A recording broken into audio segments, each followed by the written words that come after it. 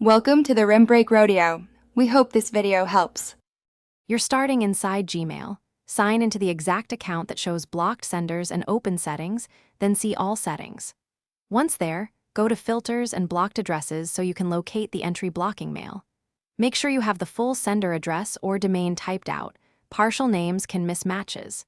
This step gets you straight to the controls. Skip extra menus and focus on the block list so you can take the first corrective action immediately. Once you see the blocked address, click Unblock and confirm so future messages arrive in inbox. Then switch to Filters and Blocked Addresses to inspect any filters that match that sender. Filters can auto-archive or delete mail even after unblocking.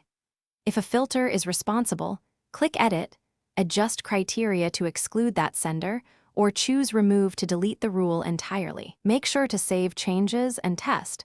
Finish by checking spam. Select the message and click Not Spam so Gmail learns to keep future mail in inbox.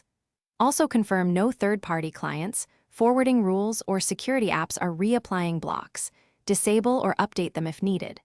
If problems persist, clear your browser cache or test from another device to rule out local issues and resend a test email.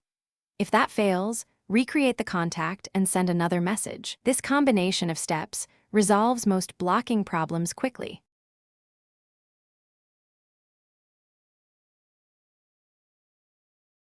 Thanks for watching. Consider subscribing if we helped you.